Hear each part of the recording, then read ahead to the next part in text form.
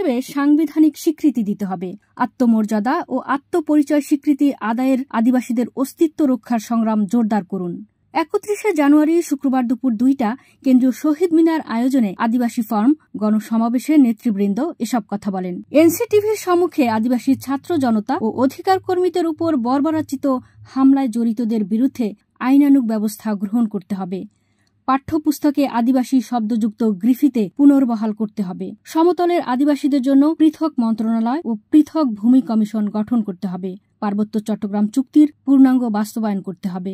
এ সময় তারা আরও বলেন, যতই চ্যালেঞ্জ আসুক, আদিবাসী জনগণের সংগ্রাম থামবে না। অধিকার আদায় না হওয়া পর্যন্ত আমাদের লড়াই চলবে। নিউজ ডেস্ক, জনতার জমিন, সুমনা। আজকে কিন্তু আপনারা সবাই এসছেন দুঃখ প্রকাশ করতে, ক্ষোভ প্রকাশ করতে, এবং যে ঘটনাগুলো পরপর ঘটে যাচ্ছে এটার আমরা নিন্দা প্রকাশ করতে। কারণ এটা হলো একটি নতুন বাংলাদেশের সরকার, এটা হলো বৈষম্য বিরোধী একটি সরকার গঠন করা হয়েছে ন্যায় বিচারের ভিত্তিতে, কিন্তু বাস্তবতা একদম উল্টোটা দেখছি আমরা।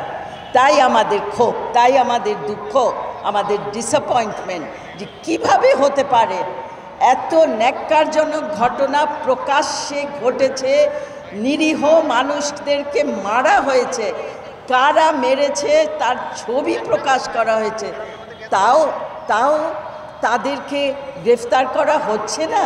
এটা কিভাবে হতে পারে? আমরা সংবাদকর্মীরা উপর থেকে গোয়েন্দাদের থেকে হুমকি আসে কিনা সেটা তটস্থ ছিলাম।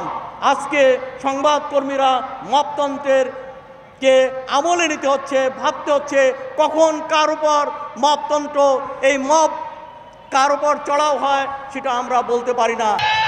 এই বাংলার মাটিতে খেলা হবে, আদিবাসীরা খেলতে প্রস্তুত।